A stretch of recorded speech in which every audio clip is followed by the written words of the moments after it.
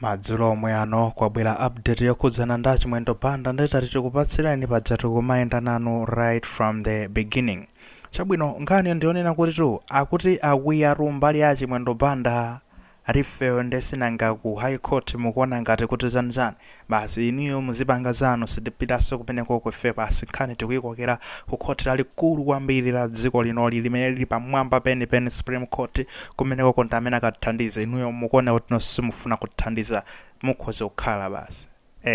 kwavuta tosati masewera aiti fotokoze bwinobwino kuti nozikukhala motani kwenikweni. Okay, mukuzuwa wiki ino inde chakumayambiro kwa wiki ino kunavuta kunotino anthu ambali ya Chimwendo banda lawyer uja makamba zono kuti Chimwendo banda asungidwa mosatsata malamulo achina baba malondera takupasani kuyankhulapo achina Ezen ho ankakaswa nayankhulapo ihaya kumulanga kumusunga mujani kungomulanga palibe mlandu zambirimbiri zomwe zimayankhulidwa. Now dzulo tumwa pasi ambali ya Chimwendo banda ananyamuka mwakachetechete basi ndikulemba chikalata chimene chocho kupanga appeal kunena kuti no akuti 90-day remand warrant imene inaperekedwa pa 15 December 2025 ikhasulidwe. Akuti mwina tikambeno pachichewa kunena kuti ambali ya Chimwendo banda maloya ake ndiye amene akwathandizira zokhuzana ndi mlandu umenewu kunapezeka zono alemba chikalata kulembera nde kuti nokuchani ku Supreme Court ku court lalikulu la dziko lonse la Malawi kumene koko kulemba kuti tikufuna zonena kuti pa 15 December 2025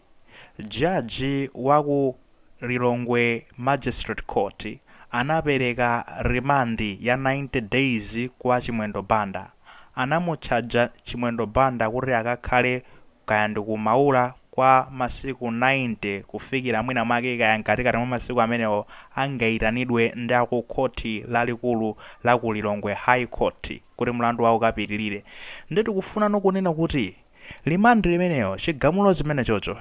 ari remand warrant limene ikhasulidwe imeneyoyo kuti no Chimwendo banda atulutsidweko kumeneko. Chimene tikufuna ife ndizo tufuna mongoti vera kwena kuti mupereke chigamulo ku khoti lalikulu ino ndamene mwaline mphamvu mukhasule basi zimenezo mukhasule chigamulo chimene chocho. Atero tu kandi zake zikuyenda motero atero iwo. Chabwino ndi kupitiriza kwake tu akunena kuti atalembera zimene zijaza mafusidwa ndi mukuti no pazifukwa zotani akuti tuyayi nkhani zake ndizoti chifukwa chona kuti mlandu wa Chimwendo banda ku high court kuzwa ndi mvula sakuyendesa bwinobwino mosalongosoka komanso makamaka chifukwa chenechene nchonena kuti procedural irregularities komanso constitutional irregularities muli zambiri zimene zikuchitika zosatsata malamulo. Ndondomeko zimene zikuchitika ku mlandu umenewo ku high court sizotsata malamulo ya kunsunga Chimwendo banda mosatsata malamulo akuti sana muchaje formally zinthu ngati zimenezozo ndetu kuona zonena kuti ameneyi ngofunika inuyo mungokhasula basi chigamulo chomwe chinaperekedwa ndi uja judge ndi kuti Austin banda kuchokera ku Magistrate Court laling'ono la ku Lilongwe kuja adzanati zatikulira ipite ku court lalikulu la Lilongwe. Kumeneko kuli court lalikulu la Lilongwe alangaro anyetsa pakanano awakuti yayi tufuna basi mlandu usavedwenso kumene tikafika ku court lalikulu kwambiri sopano la Malawi. Ndekudi akuti zikhala motani. Now kuchoka no ku court lalikulu la Malawi chifukwa tuli matchedwa Supreme Court of Appeal kumeneko kumapita nkhani zikulu mitu ya nkhani yeniyeni osati basi no nkhani zawedewede zakanika nosopano ku court lalikulu lija High Court ndesi mapita nokulikulu kwenikweni kudza kumene kumakathera zonse. Kumeneko tu Chief Justice of Appeal Dorothy Nyakaunda Kamanga wapezeka zono lino wamva dandaulo lija tamva zimene mwapanga mwapereka nawo chimene tikunena pano ndionena kuti Friday lomwe likubwerali nkuja osatiso kuti kutali yayi tufunano akumbali ya Chimwendo banda mubwere kuno ku court lalikulu kwambiri komanso ndekuti ambali ya boma mubwereso tizalo warunka chipinda komata menemo tidzamve mbali zonse ife tikamva ndeti zaperekano kuti ife chigamulo chathu ndichotani pa pempho lanu lomwe mukupereka kuti tikhasule ejeni warrant yomwe inaperekedwa ya remand yoti Chimwendo banda atulutsidwe nosopano kumaula remand yake ikhasulidwe tizapereka chigamulo tikazamva mbali zonse Friday likubwerali. Hayi nkhani yaketu ndimeneyo. Ndekodi akuti kwenikweni muchikalata chawocho zimene akufuna kupemphamo ndi zotani. Akuti tu ambali ya Chimwendo Banda iwowa akufuna ndekuti Supreme Court of Appeal, koti lalikulu kwambiri la ku Malawi,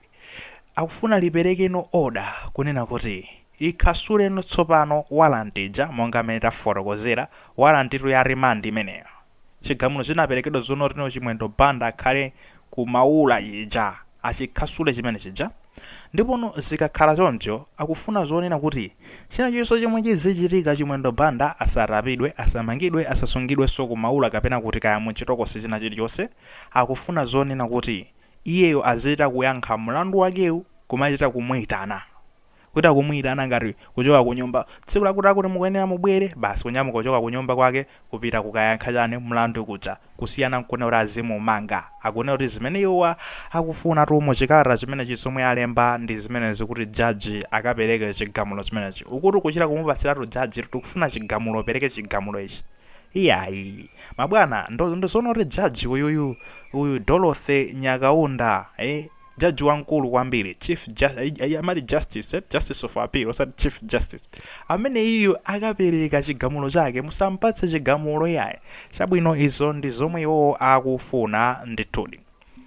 Friday stay tuned, tikharu kupatsani mkucha uno kuti kodi nozayenda bwanji mukachipinda komata. However timafuna tikambeko nkhani zotere apa.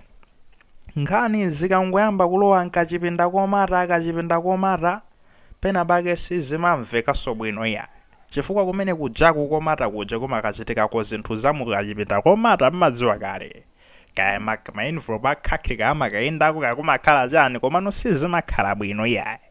Tatiyani tizika nkhani zipa mbalambanda osati pa kuchipinda komata kodi sizingatheke zonena kuti mupangika ya ndi schedule bwino majeni nthawi kukoko kumakhoti anu aku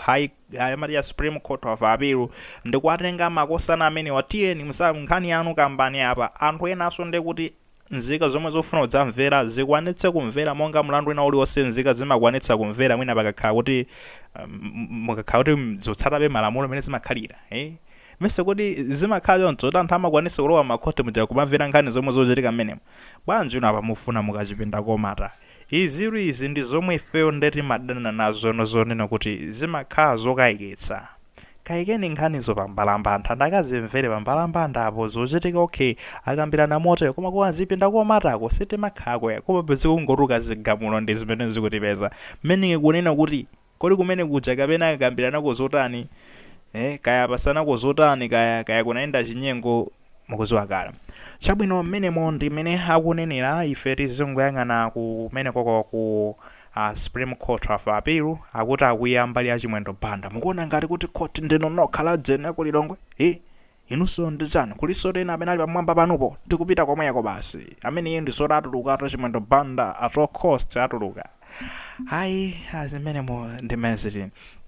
mafuna ngopanga ponota apa ndakhala ndikukamba zonena kuti musona ngati kuti lo jaji uja zondivula ndiwamisala kuti samatsata malamulo kuti samadziwa magaja ndi mayazaro amene ajawa anamwera atu constitution amadziwa kuona ina iliyonse ya malamulo. Sungakhale jaji osadziwa malamulo aja ndende kudya kwawoko kumene pampunga penipeni timakamba zonena kuti kunsunga tu Chimwendo Banda musone ngati sakunsunga motsata malamulo mesa kuti akunsunga motsata malamulo. Chimwendo Banda atu akusungidwa pansi pa remandi ndemwe imvaru remandi akunena kuti tu remandi inali motero sitingangoti remandi koma chigamulo chinachonena kuti Chimwendo Banda usungidwa kumene koko ngati nthawi yake ingachite kudusa mwina masiku 90 pamene padzakhale vuto komano usungidwa kumene ko pa remandi ndi remandi ndi ya masiku 90 unakali kuti kumene koko kaya ndi masiku 90 ungokhala ko masiku 10 kupezeka zoti ku high court akwirana kukakamba milandu kukupatsa belo zabwinobwino komano kumene kuchako kuzakhala ndi kuti milandu ikwazadusano ndi kuti masiku 90 remandi tu akuti tu imagwira tu motero apa ndi mmene tamvera ma details apa pa kumati iyayi inu kodi bwanji inu simatsata malamulo iyayi ndi mmene tuzikutulukira tu zinthu zithu ndeti makamba zoti anthu aja amatsata malamulo chabe kungoti mkulu uja mwina sana charge formal komano mulandu uja nde udayamba kumvedwa kuja ku khoti laling'ono kuja atamva mulandu ngotani amafuna kupha munthu okay mulandu wake ndi umene ngati uli wopha munthu kunoku aitiye naoni kutino kuja ku high court nawo ku high court anekuonera kuti mulandu uja sunalowe formally kuti akamuchaja ndi kuti mulandu uja kuyenera ukhale ndi tsiku lokalowa mu court so pano iwo aja sanapange tsiku loti kalowe mu court inu muwakakamize zonena kuti ulowetseni mulandu tifuna mutilembere belo akuzenu zotokheta bwerani muzakambe za belo muri bwanji moti tikupasa mbere chigamulo nawo mukwablema mukusunga opatsata malamulo opandotsata malamulo ndena ati kumaro iko komezero tayi takawerengani kaye zinthu zikenako muzibwera ndikumafotokoza ndi zinthu zomwe zikutuluka lero limwe maganizo ena ali osiyana mu comment section koma molema zonse maganizo anzathu takuwuzani kale kunoti stay tuned for Friday tizakhala kupasani zigamulo zomwe zikachitika kumeneko ku Supreme Court of Appeal ndi judge amene akuti Dorothy Nyakaunda Kamanga akuti